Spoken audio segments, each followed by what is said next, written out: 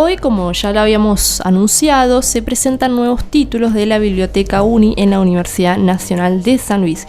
Biblioteca UNI es una colección de libros de la editorial Ediciones R&R, que en esta ocasión presenta 3 nuevos títulos que abordan de manera pedagógica hechos de la historia argentina: el Cordobazo, el proceso militar y la década del 70. La presentación se realizará hoy a las 16 en el Anfiteatro 2 de la Universidad Nacional de San Luis y contará con la presencia de la autora del libro El Cordobazo, la investigadora de CONICET y docente de la Universidad de Buenos Aires, Yanina Harari, quien tenemos el gusto de tenerla aquí en el estudio. Bienvenida, Yanina. Muchas gracias por la invitación. Primero quería que hablemos un poco sobre este hecho que fue el Cordobazo, que fue un hecho muy relevante en nuestra historia argentina. Y te quería preguntar cómo sucedió que una huelga de un sector, de unos gremios que exigían cuestiones puntuales en cuanto a los derechos laborales, se termina transformando en una insurrección masiva contra una dictadura. Bien, es muy interesante la pregunta que haces porque va al centro del problema. Y es interesante porque obviamente siempre la historia sirve revisarla, repasarla y aprender, también para poder analizar nuestro presente y por ahí situaciones que estamos viendo que están pasando en otros países, en Chile, Ecuador y demás, en donde se ven algunos procesos que por ahí podrían llegar a tener algunas similitudes con el Cordobazo. Y pasaron 50 años y todavía nos seguimos acordando del Cordobazo y hablando del Cordobazo como un hecho que marcó una época, un hecho que inauguró una etapa de la historia argentina, justamente por esto que vos estás mencionando. No fue una huelga económica más, no fue un hecho en donde la clase obrera cordobesa salió simplemente por sus reclamos económicos, que los tenían y eran muchos, sino que eso pasó de ser una huelga que se convocó, en realidad en principio se había convocado a nivel nacional. En Córdoba deciden convocar un día más de huelga, el 29, y llevar ese día todos los reclamos que tenían los gremios, que cada gremio tenía un reclamo particular, que estaban cada uno de esos reclamos atravesados, por supuesto, por la crisis económica general que se vivía y que en Córdoba era más profunda o se vivía con mayor agudeza por ciertas características económicas de la provincia y de la ciudad de Córdoba en particular,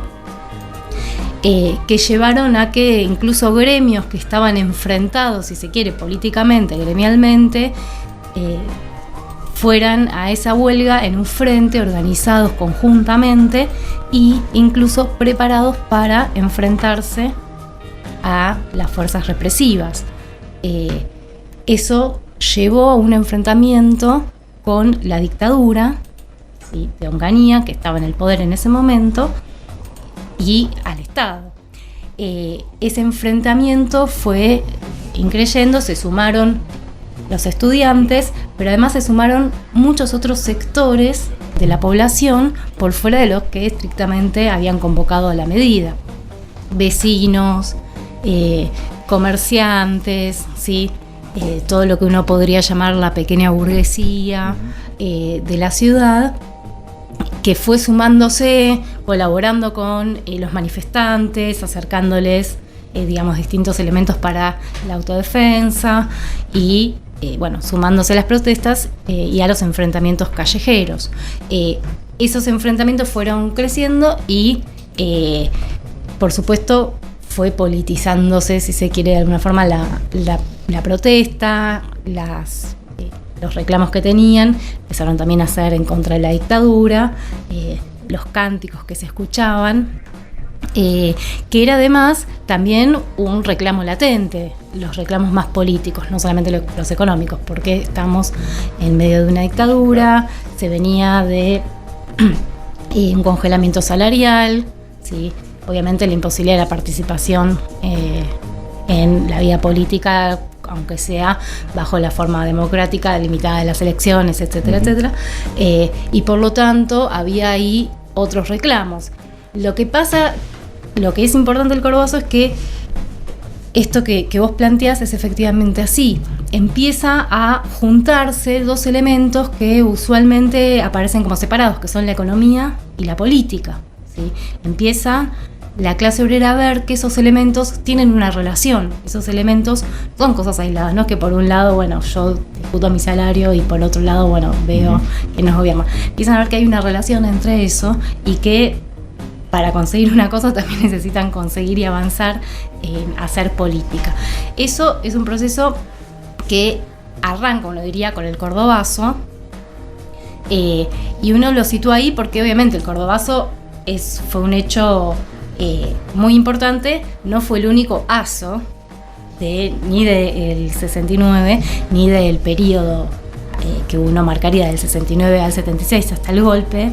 Hubieron 18 asos, pero sí es un hecho fundacional, si se quiere, en ese periodo, que hace o permite que la clase obrera avance en esto que vos planteás, de la lucha económica a la lucha política. Es decir, da un paso en ese sentido y entiende que tiene que avanzar en la disputa política, en entrar en la arena política para conseguir sus reivindicaciones, que simplemente con la lucha económica, con la organización sindical, no alcanza.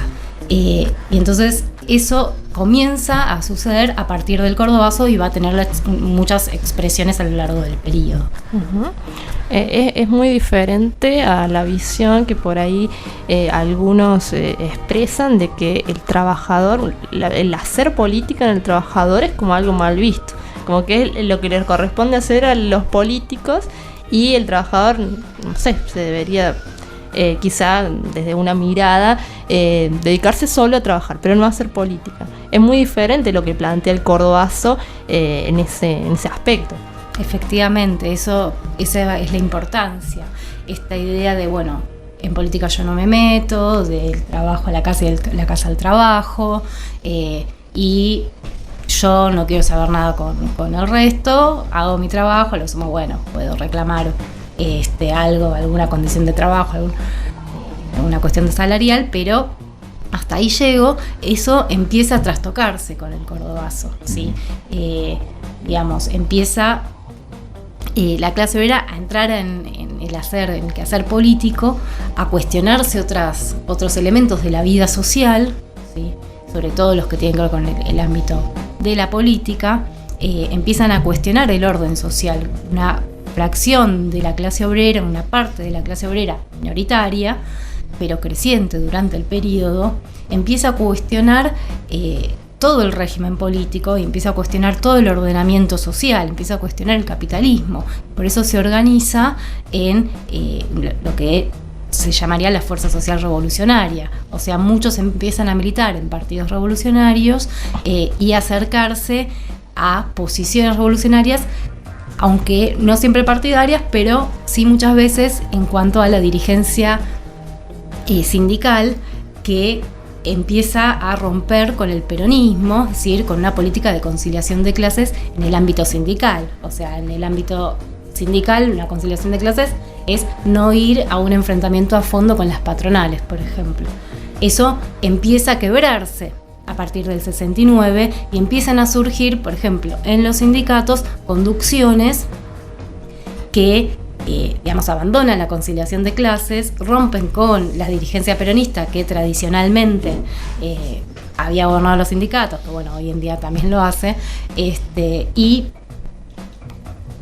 avanzan en una política de mayor enfrentamiento y logran conquistas muy importantes, ¿sí? En Córdoba especialmente está el caso de Citrac-Citram, los sindicatos de la empresa Fiat, y el caso del ESMATA cordobés, que sobre todo surge en la empresa Ica Renault, de la mano de Salamanca, y consiguen reivindicaciones que los obreros tenían hace mucho tiempo y que no habían logrado conseguir, y consiguen también frenar el avance sobre las condiciones de trabajo, el avance de lo que en ese periodo se llamaba la racionalización del trabajo, que las empresas querían hacer justamente porque estaban en crisis y necesitaban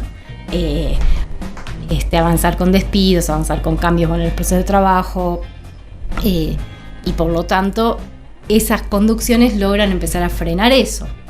Por supuesto, esto no le gustaba nada a los patronales, no le gustaba nada al gobierno, ni al gobierno dictatorial, ni después al gobierno peronista que viene, porque no estaban en sus planes, digamos, evitar que las empresas avancen con esos procesos de racionalización, y es por eso que empiezan a combatir muy fuertemente a estas direcciones sindicales,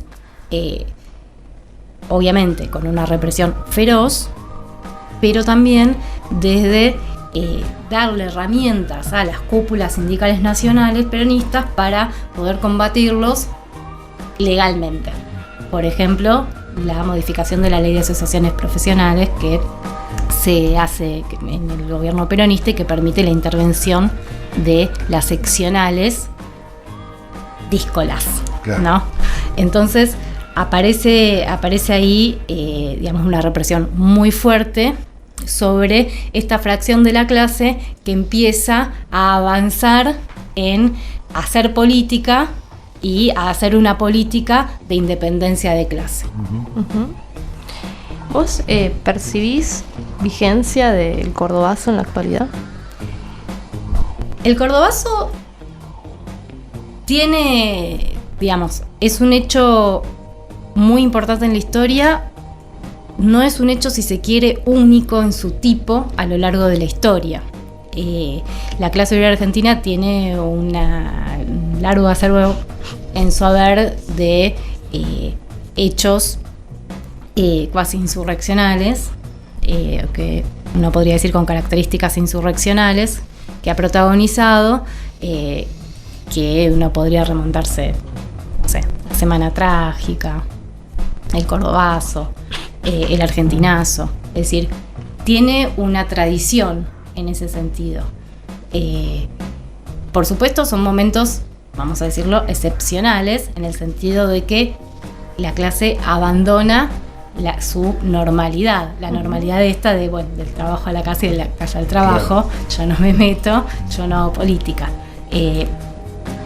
Cuando la clase empieza a abandonar eso, bueno, suceden este tipo de hechos que vemos. En ese sentido tiene total vigencia y es muy importante porque nosotros estamos atravesando una crisis ya hace varios años, estamos sufriendo un ajuste hace ya varios años, y lamentablemente el próximo gobierno piensa seguir el ajuste porque ya lo ha anunciado.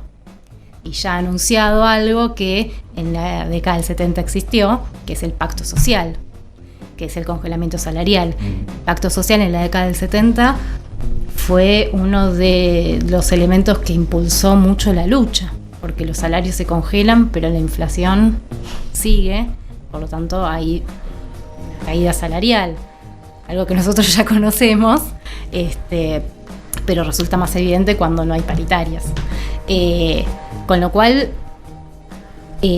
uno cree que ya se soportó muchos años pasivamente el ajuste y en algún momento la cosa salta. Es decir, usualmente, digamos, este tipo de situaciones tienden a llevar a una acción de otro tipo. En algún momento la tapa de la olla sale. Que salta. Lo vemos en otros países de Latinoamérica. Exactamente. Si uno viera, bueno, la clase obrera chilena en Chile, y hace muchos años que no pasaba nada. Bueno, no pasa nada hasta que pasa. No pasa nada hasta que ya la situación no se soporta más. Y, digamos, por suerte... Sí, el hecho puntual a veces es una excusa para que salga a la luz todo un montón de reclamos, ¿no? Por años. Efectivamente. Sí, los reclamos se vienen acumulando, se van acumulando hasta que en algún momento, bueno, estallan. Y bueno, yo creo que eso probablemente vaya a suceder en el próximo tiempo, porque es una olla de presión que está muy presionada. Por lo tanto, siempre tiene una vigencia en ese punto. En el punto en que es parte de nuestra historia, es parte de la historia de la clase obrera y de su tradición. En ese sentido tiene plena vigencia, creo yo. ¿Cómo vas a abordar este tema en tu libro?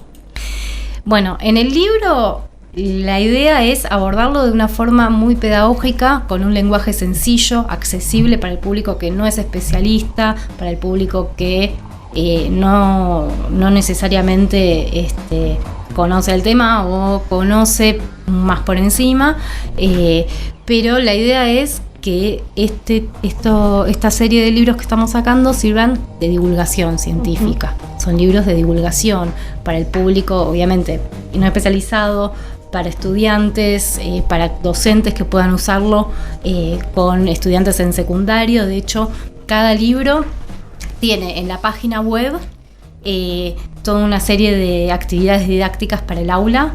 O sea que cada libro viene acompañado de actividades que el docente puede tomar con fuentes históricas, digamos, distintos tipos de documentos, fuentes incluso fotográficas, videos, digamos, hay mucho material para que, incluso actividades desarrolladas para que los docentes puedan tomar y trabajar el tema en el aula, de forma tal que estos libros tengan, digamos, también utilidad en ese sentido, puedan usarse para que estas temáticas se difundan un poco más, se conozcan un poco más y sirvan para lectores no especializados y que sean muy accesibles. Esa es la idea de la colección.